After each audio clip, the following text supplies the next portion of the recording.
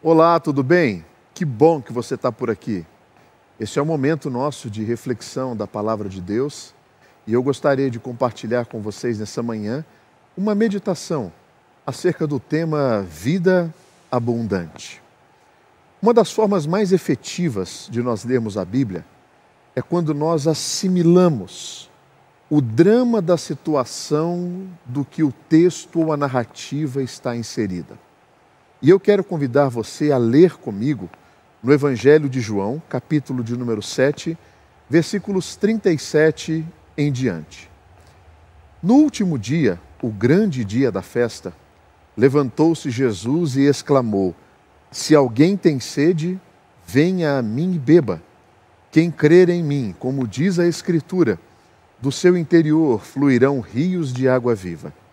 Isto ele disse com respeito ao Espírito que havia de receber os que nele crescem, pois o Espírito, até aquele momento, não havia sido dado, porque Jesus não havia sido ainda glorificado. Ore comigo. Deus, abençoa-nos nessa reflexão, que eu tenha a capacidade de expor com fidelidade a Escritura e de tal maneira que ela se torne relevante, aplicável, vivida por aqueles que nos ouvem. Eu peço isso para a glória do nome do Senhor e para o fortalecimento da tua igreja. Em nome de Jesus. Amém. Como eu disse, uma das maneiras mais eficazes de nós lermos as Escrituras é quando nós compreendemos todo o contexto da narrativa que está sendo contada. O texto diz que no último dia, o grande dia da festa, levantou-se Jesus e exclamou. Mas a pergunta que a gente deve se fazer é: que festa era essa? Que momento era esse? Essa era a chamada Festa dos Tabernáculos, uma das festas sagradas para o povo judeu. Era uma festa que tradicionalmente ela recebeu uma temática agrícola, mas dentro de um significado histórico um pouco maior, ela tem uma lembrança da peregrinação do povo de Deus pelo deserto. Essa chamada Festa do Tabernáculo, ela lembrava a fragilidade das tendas que eram estendidas ao longo dos 40 anos vividos no deserto. E a fragilidade dessas tendas remetia à fragilidade do povo. E a fragilidade de ambas eram sustentadas pela força de Deus. O último dia dessa festa era o dia mais importante. Os romeiros, os peregrinos, que estavam em direção a Jerusalém, que sitiaram que acamparam naquela cidade, tornando ali um grande camping espiritual ao redor daquela cidade, receberam a presença de Jesus naquela festa. No último dia da festa, Jerusalém lotada, o ambiente festivo, Jesus se coloca de pé e exclama para todo o povo que estava ali, dizendo: se alguém tem sede, venha a mim e beba.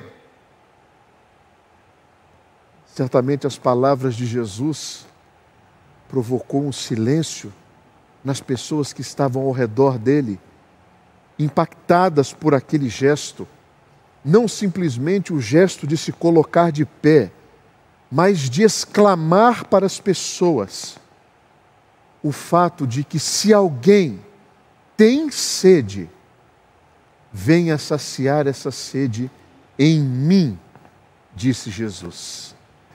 Ele está propondo aos romeiros de Jerusalém uma vida abundante, de tal forma que ele seria o supridor dessa necessidade que algumas pessoas têm.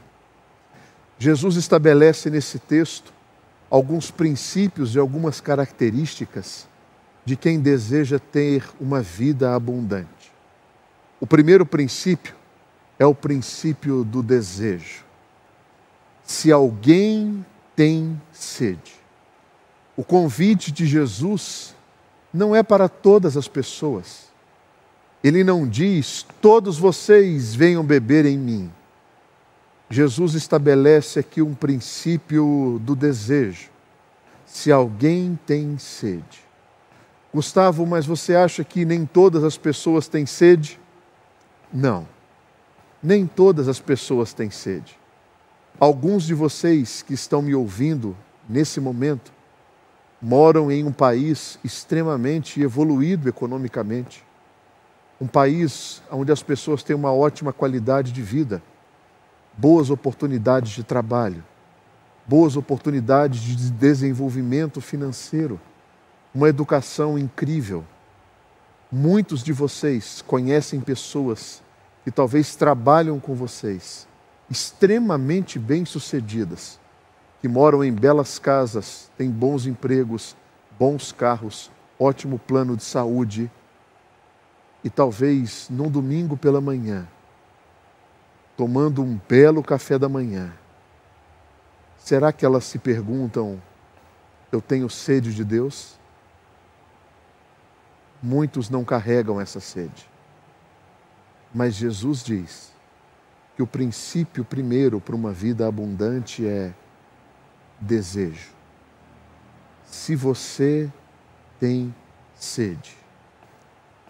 O segundo princípio que Jesus estabelece nessa fala, nessa narrativa, nessa história, é o da disponibilidade. Se você tem o desejo, venha até mim. Esteja disponível para ir até Jesus.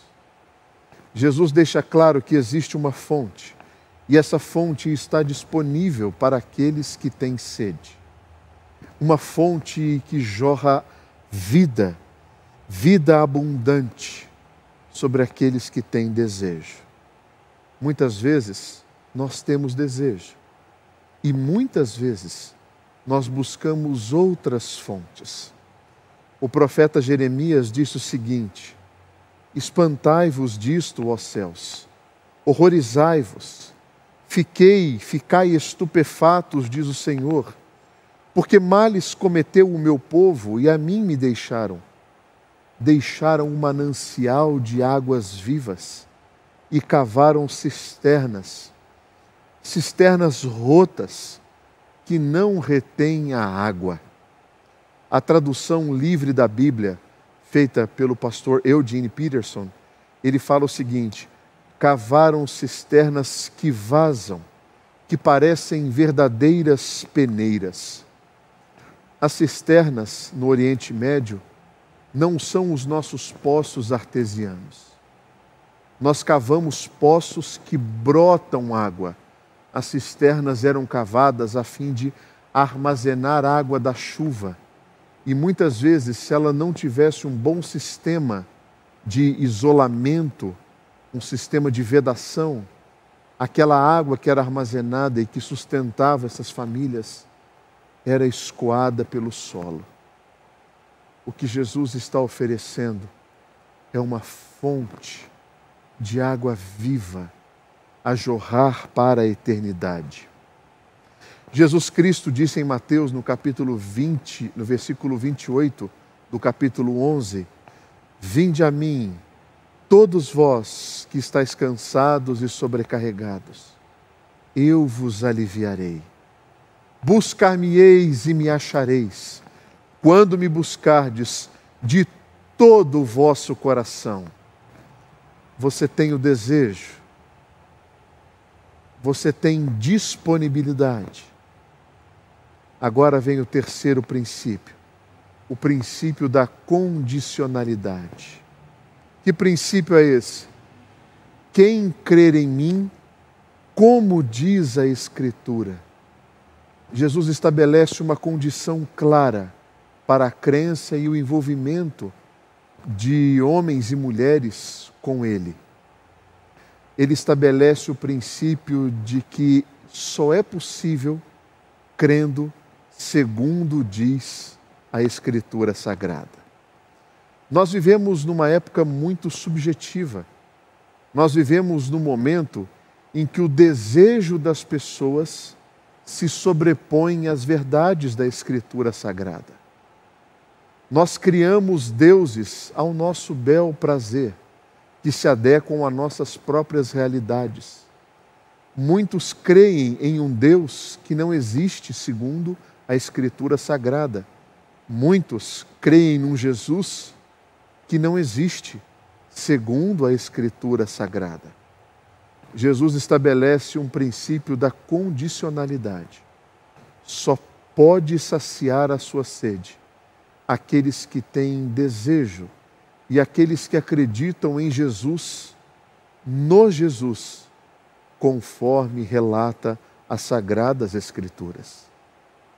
Duas coisas que podem ajudar você a se ajustar ao princípio de Jesus que você crê, ao princípio de Jesus que a Escritura nos revela.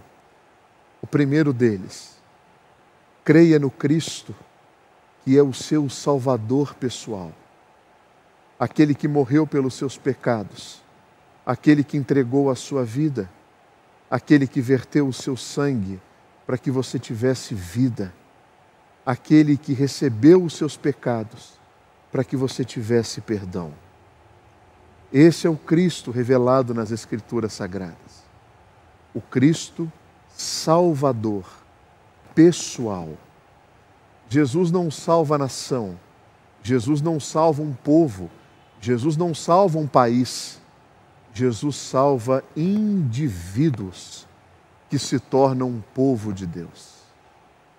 Segundo, ainda dentro da condicionalidade, reconheça que Jesus Cristo é não somente o seu Salvador, mas Ele é também o seu Senhor, o seu dono, aquele que te comprou, e agora a sua vida está submissa a Ele. Os seus pensamentos estão cativos a Ele. As suas atitudes estão debaixo do padrão estabelecido por Ele. Nós temos um novo dono, nós temos um novo Senhor. E esse é talvez uma das expressões mais difíceis de ajustarmos a nossa vontade à vontade de Deus. Lembra das palavras do apóstolo Paulo? Agora, já não sou eu mais quem vive, mas é Cristo que vive em mim. O quarto e último princípio dessa reflexão é o princípio da abundância, desta vida abundante. Jesus diz no versículo 38, quem crer em mim, como diz a Escritura, do seu interior fluirão rios de água viva. Não tem como ler esse versículo e não lembrar do Salmo de número 1. Ele será como árvore plantada junto aos ribeiros das águas, cuja folhagem não murcha e no devido tempo dá o seu fruto. Abundância. Do nosso interior fluirão rios de água viva. Mas que água viva é essa? Essa água viva, ele diz no versículo 39, que é o derramamento do Espírito. O Espírito Santo que no Antigo Testamento tinha um papel pontual. Ele caía sobre as pessoas, elas eram capacitadas para determinadas atividades e depois ele se retirava delas. Joel diz, no capítulo 1, versículo 8, que chegará um dia do derramamento do Espírito. Em Atos capítulo 2 é a concretização do derramamento desse Espírito. E eu pergunto a você, a sua vida tem experimentado da abundância desse Espírito, fazendo de você uma fonte a jorrar para a vida de outras pessoas? Lembre-se,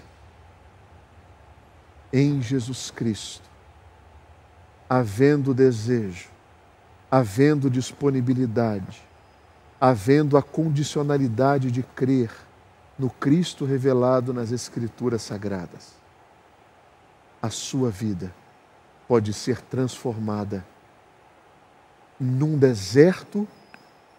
um deserto para uma grande floresta, de sequidão para a abundância de água.